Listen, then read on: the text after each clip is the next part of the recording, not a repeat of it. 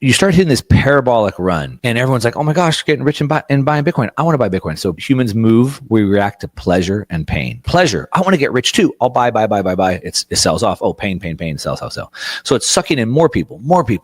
Pleasure. I want to get rich.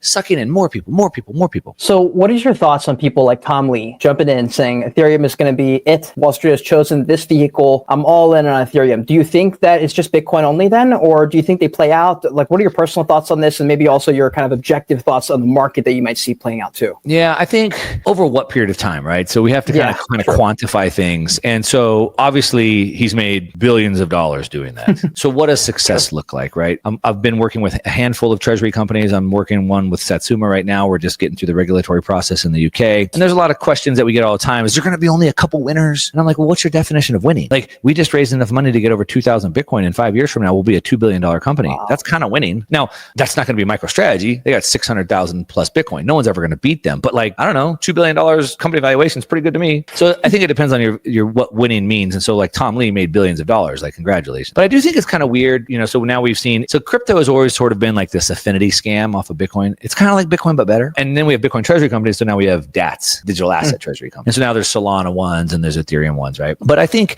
it's kind of weird for a couple of reasons. So like, number one, Bitcoin is a commodity, right? So there's no central issuer. Anywhere in the world can mine it and get it. No matter where you get it or mine it, it's fungible. There's no one that controls anything, right? Whereas all the other tokens are like securities, right? So they're like a private company, right? So like you have Ethereum and all the other ones, they have consensus. So that means that whoever has the most tokens and stakes the most tokens gets the most votes. But who has the most tokens and the most votes? Well, the insiders pre-mine 70% of the tokens, right? So Vitalik Buterin and Joseph Lubin and Consensus, they've changed the monetary supply like I think at least 3 times in the last 4 years. So today they say it's even more scarce and harder than Bitcoin. Yeah, today, but you just changed it. So like how many times can you change it, right? So it seems like, and I'm not saying there's no place for that. Maybe there will be. They're more like securities, right? There was a central issuer. There's a group of people that affect it. There's a vote, just like stocks, have shareholders that vote and they change things, right? And so I just think it's weird. Like you can build a treasury off of a commodity. So you would see companies building gold reserves or oil reserves or Bitcoin reserves, but to put another company on your books, you don't see them doing,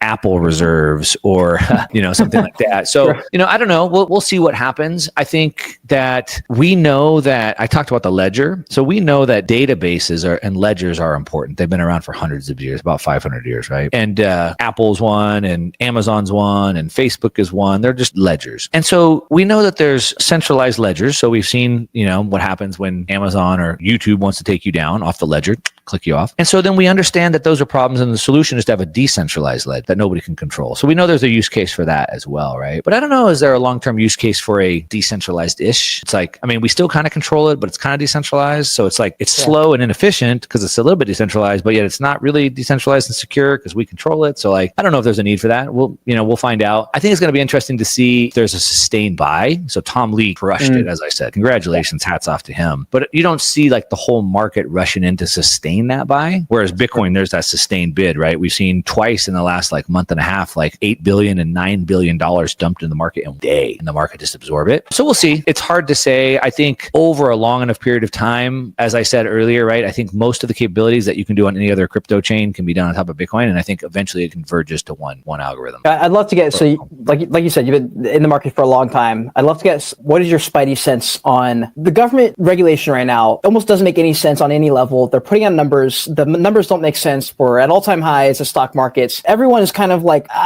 this doesn't make any sense. They don't like the way Jerome looks. They keep passing pro-crypto regulation. They're making it easier for crypto companies to come in. I guess, what is your thoughts on, we saw Bo Hines jump into the White House. He comes in as, supposed to be heading out the digital assets and crypto stuff. And then a few months later, he ends up leaving, joins Tether. He starts heading out the USAT, new stablecoin. And it seems to be like a kind of get in there, figure out what's going on, then bring it out to private and sort of thing. And so I'm curious, I guess, us on how good you feel or how bad you feel about the current administration? Because now we've got what we want. No Gary Gensler. We've got off to the races. Everyone's building companies and stuff. Is that a good thing? Where is your head at with all this? Well, I mean, I think certainly it's a good thing, right? So we've seen Bitcoin get to where it's at today in spite of all the political headwinds that it's been up against, right? So Operation Choke Point, Operation Choke Point 2.0. A lot of people, if they haven't been around long enough, don't really understand this. But in 2017, Bitcoin ran from $1,000 to $20,000 by December of 2017. Incredible. But what happens is, back to first principles, markets stop going up when there's no more buyers. Markets stop going down when there's no more sellers, right? So what happens is you start hitting this parabolic run and everyone's like, oh my gosh, getting rich and buying Bitcoin. I want to buy Bitcoin. So humans move, we react to pleasure and pain. Pleasure, I want to get rich too. I'll buy.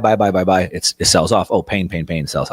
So it's sucking in more people. Pleasure. I want to get rich. Sucking in more people. And a lot of people don't realize this, but in December of 2017, when we had that epic crash, blow off top, if you will, it was a coordinated takedown. Simultaneously, at the same time, all the banks shut off the ability to send money to crypto exchanges. All the credit card companies shut off the ability to buy crypto off your credit cards. Facebook shut off the ability to even run ads or talk about Bitcoin. Google shut off it. Like Google, Facebook, bank, everything. Gone. And again, right? Markets stop going on, but there's no more buyers. So if nobody can hear about it on Facebook and Google, no one can get money into it from their banks and credit cards, what do you think happens? So a lot of people don't really understand the political headwinds that Bitcoin has been up against over its entire existence. And then we had Operation Choke Point 2.0. Of course, we know, people now are more familiar with like Elizabeth Warren. She literally ran on a campaign of an anti-crypto. That was literally what her campaign was. And Gary Gensler, of course, with all the stuff that he did. And then the Choke Point 2.0 was still blocking people. So for example, I'm a partner in a venture fund, the Bitcoin Opportunity Fund, and we have the name Bitcoin in our name. And when we raise money, investors tried to wire us money, and a lot of banks wouldn't even allow them to wire money to us because it said Bitcoin in the name. And that was just over the last couple of years. So there's been enormous headwinds, and those headwinds have all of a sudden now gone from a headwind holding a beach ball underwater to now supportive and a tailwind blowing Bitcoin forward. And so if we think about this, I mean, just a couple things to kind of add on to this is like, I mean, the entire presidential administration. So Howard Lutnick, who is the Secretary of Commerce for the Trump administration. Previous to Trump winning the election and Lutnick becoming part of the administration, Lutnick